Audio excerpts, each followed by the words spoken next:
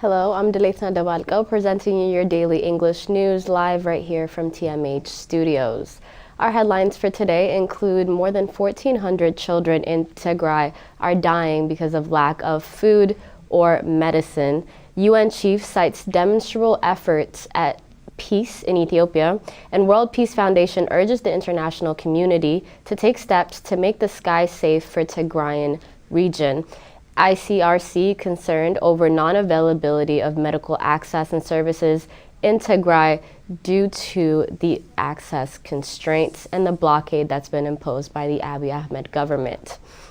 As we move on to our main news for today, more than 1,400 children in Tigray are dying due to the lack of food, otherwise medicine. According to the Tigray Bureau of Health, over 200,000 lactating women in the region are facing severe famine, and results are unable to be breastfeeding their children in a timely manner. Hundreds of thousands and others, including over 100,000 people with disabilities, 46,000 teachers who are deprived of their salaries, are also exposed to acute starvation.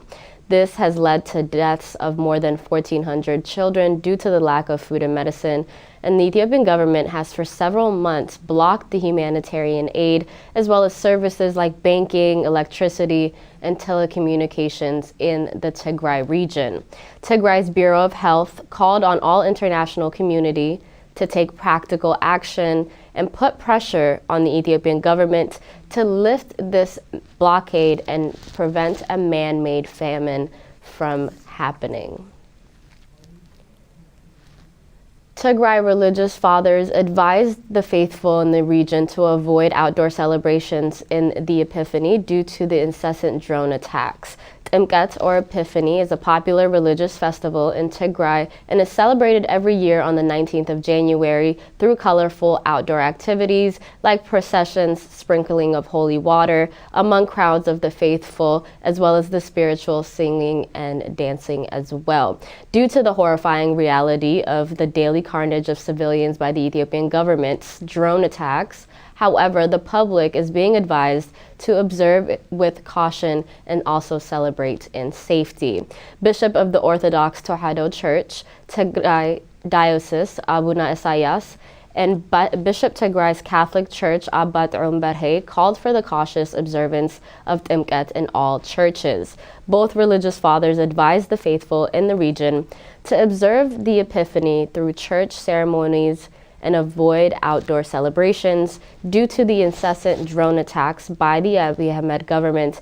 They also called on the faithful to vigorously pray for peace, for an end to the suffering of their people. U.S. mission to discuss ending airstrikes, negotiated ceasefire, and release of all political prisoners and humanitarian access. According to the U.S. State Department's Bureau of Public Affairs, Assistant Secretary Molly Fee and Special Envoy for the Horn of Africa, David Stratefield, they visited the region on the 17th of January, and the last leg of their visit will be Ethiopia, where both diplomats will follow up with what the U.S. Department of State called for President Biden's constructive phone call with Ethiopian Prime Minister Abiy Ahmed that took place on the 10th of January. The State Department said Fee and Stratefield will encourage government officials to seize the current opening for peace by ending the airstrikes and other hostilities, negotiating a ceasefire, releasing all political prisoners, restoring sustained humanitarian access, and laying the foundation of an inclusive national dialogue. In related news, the United Nations Secretary-General says that he's delighted to hear that there is a now demonstrable effort to make peace in the country of Ethiopia. Antonio Guterres, on the statement on Wednesday, came after a call with African Union envoy Olusegun Obasanjo, following the envoy's latest visit to Addis Ababa in the capital of Ethiopia's embattled Tigray region. Guterres said Obasanjo expressed optimism that there is now real opportunity for political and diplomatic resolution of the conflict. His statement did not describe efforts by Ethiopia's government and the rival Tigray forces, but Obasanjo's spokesman didn't immediately respond to question from the Associated Press. The new U.S. envoy for the Horn of Africa, Ambassador David Stratefield, is set to meet with the Ethiopian officials on Wednesday. Despite his mention of optimism, the UN chief also warned that the ongoing military operations in some part of Ethiopia remain a challenge to the peace process and sour the confidence-building measures that he hoped are being taken by all parties in this conflict. Guterres called on all parties to move rapidly towards cessation of hostilities, and he also said the UN watches the African Union-led mediation efforts with extremely great hope. Ethiopia's 14-month-old war has killed an estimated tens of thousands of people, displaced so many others. The United States says more than 900,000 people in the region of Tigray, which has been under the Ethiopian government's blockade since late June, face extreme famine-like conditions. The World Health Organization says medical camps and supplies have not been allowed into the region of some 600 million people that are still in dire need of humanitarian access. While the U.S. government stays hopeful for the peace and mediation calls, Turkish embassy in Ethiopia has been forced to move to Kenya over insecurity and safety issues. Tigray has moved its Ethiopian embassy to Kenya following its assessment that concluded its Addis Ababa mission could be targeted because of the country's drone sales to Abiy Ahmed's government. The Ethiopian government has been busy buying drones from a number of countries, such as Turkey, and to wage its genocidal campaign in the Tigray region. News outlets called Pulse disclosed that threat to the Turkish embassy in Addis Ababa has extremely increased, and this has forced the embassy to stop activities, and the embassy employees have been working from Kenya since about 1 month ago. Recent drone attacks have also claimed the lives over 100 civilians and injured many more just in the year 2022 alone. More than 2 million people have been displaced and hundreds of thousands are living in famine-like conditions, with the aid to the region blocked from complete humanitarian access. Abiy Ahmed's government has come under criticism from his approach to the situation more recently, as the government and allied forces supported by neighboring Eritrea have been bombarding and bombing Tigray's region on a daily basis, despite Tigray armed forces' withdrawal from the neighboring regions of Afar and the Amhara region. While Abiy Ahmed's government is under scrutiny for the continued aerial bombardments of the regions throughout the north, the same government has released a statement to send their condolences to the UAE regarding their recent attack. A drone attack by Yemen's Houthis targeted a key oil facility in Abu Dhabi, killing 3 people, and started a separate fire at the Abu Dhabi's international airport. Houthis says the attack near the airport and an oil facility involved 5 ballistic missiles and several drones. Drone attacks are a hallmark of the Houthis' assault on the Saudi Arabia, the UAE ally that is leading the coalition fight for Yemen's government in the grinding civil war. In a message of condolences that astounded many observers, the Ethiopian government expressed dismay over the deaths and injuries of civilians in the United Arab Emirates. Ethiopia strongly condemned what the Ministry of Foreign Affairs claimed neither the norms of humanity nor international law could justify this. Many observers who reacted to Ethiopia's message wrote about the hypocrisy of the Ethiopian government, which is day in and day out killing its own citizens using UAE drones. U.S. Secretary of State Antony Blinken expressed condolences and his solidarity with the people of the UAE, leading people to ask why is he reluctant to show the same solidarity with the people of Tigray, who are going through far worse atrocities every day for an even longer time. As the conflict and the war rages on, the humanitarian situation throughout the region is becoming extremely dire. UN's World Food Program says it may be forced to suspend operations in parts of Ethiopia northern region. WFP attributed the lack of food and fuel in parts of Ethiopia's northern region to the ongoing conflict and the continued blockade into the Tigray region. According to the WFP, no convoy has reached Ma'ala, the capital of Tigray region, since mid-December last year. This is set to supply for treatment of malnourished children and women are finished, while the last of food, its food supply, will be distributed this week. According to the UN, the number of people in need of emergency assistance now stands at an estimated 9.4 million people. The ICRC says that it's profoundly concerned over the non-availability of medical treatment in Tigray, including medicine, medical equipment, due to the lack of access and constraints. The ICRC also disclosed that its capacity to respond has been extremely limited as the medical supplies dwindle with delivery of humanitarian access and assistance seriously hampered by the combination of fighting, insecurity, and access constraints.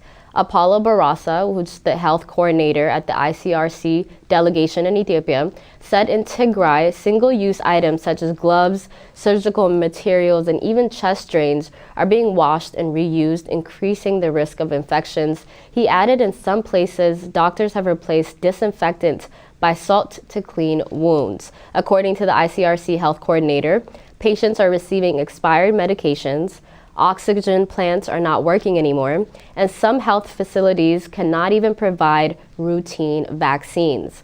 Healthcare services are lacking essential medical supplies, and in some cases, infrastructure has been severely and extremely damaged. The ICRC stated that this makes access to healthcare extremely challenging and depriving people of the essentials they need to just basically survive.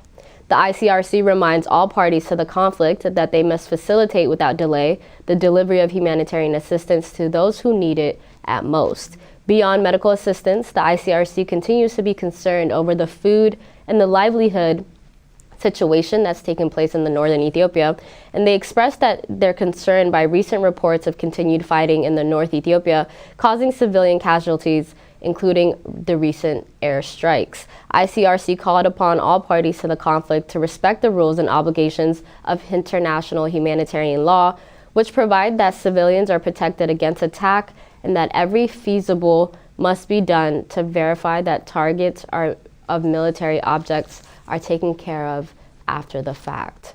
World Peace Foundation urges the international community to take steps to make the sky safe for the Tigrayans again. In an article published under the title, "Make the Sky Safe Again, Ending the Impunity for Drone Attacks in Tigray," the World Peace Foundation said Tigrayans should not be looking at the sky with terror. World Peace Foundation noted that the extensive use of armed drones for lethal strikes by the Ethiopian government is fast becoming one of the most devastating but neglected human rights violations in the entirety of the world. According to the World Peace Foundation, daily attacks on the urban areas with large populations, including loss of civilians and the destruction of civilian infrastructure, have failed to incite the concern and the outrage it merits. Between the 18th of October 2021 and the 4th of January 2022, at least 143 people have been killed, 213 wounded, just from airstrikes, but mostly by drones. As a consequence of the drone attacks, the UN canceled further humanitarian flights into the city of Mekelle. Concerns of further devastation are growing each day as an open-source investigation continues to reveal newly obtained drones. The most frequently utilized drones terrorizing Tigrayans are the Turkish Bayraktar weapons system. These drones use parts manufactured by 7 different U.S. companies, as well as Austrian, British, Canadian, French, and German suppliers too. If those companies were to cease supplying Turkey's factories, the drones could not fly or could not kill. World Peace Foundation said foreign countries supplying or operating drones in Ethiopia, or even providing components for those drones, must cease feeding the war machines and instead allow peace to prevail. Communication blockout, indifference of the international community, as well as the elastic interpretation of the sovereignty, have given Abiy Ahmed's government an unrivaled opportunity to conduct aerial attacks against its civilian objects with impunity. The onus of ending the tragedy in Tigray falls squarely on the international community, as stated by the World Peace Foundation. The UN launches appeal to avoid humanitarian crisis in the Horn of Africa. The UN's Food and Agriculture Organizations, also known as FAO, is appealing for almost $130 million to avoid an impending humanitarian catastrophe in the Horn of Africa. The region is facing its third severe drought in a decade. Ethiopia, Kenya, as well as Somalia are the most impacted countries by this drought. On top of the ongoing conflicts, the lack of rain, aggravated by locust invasions, and even the COVID-19 pandemic, are posing a serious threat to food and security in the entirety of the region. The UN organization has put forward a rapid response and mitigation plan, highlighting a set of activities and should be prioritized from the recent humanitarian response plans. The FAO plans to aim to deliver help and save livelihoods of an estimated 1.5 million people living in all the rural areas. Our final news for today includes Oromia region. New photographs of the Iranian drone munitions in Oromia depict how drone warfare wreaking havoc has begun in their region. The defense and military intelligence website Oryx says Iranian drones are implicated in the same act of targeting on the civilians as the UAE Wenglung ones. Oryx reported that this came not even a week after its earlier revelation that the Wenglung one-armed drones operated by the United Arab Emirates over Tigray have possibly been involved in series of airstrikes on the town of Almata. The attack caused the deaths of dozens of civilians, and even new photographs depict the remains of the Iranian Ga'em-5 precision-guided munitions, as you see above, encountered near the town of Gadami in the Oromia region in Ethiopia.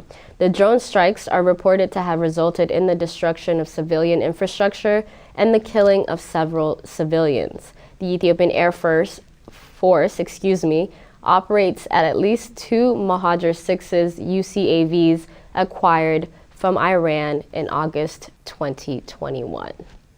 That concludes our news for today. Thank you so much for tuning in. Goodbye.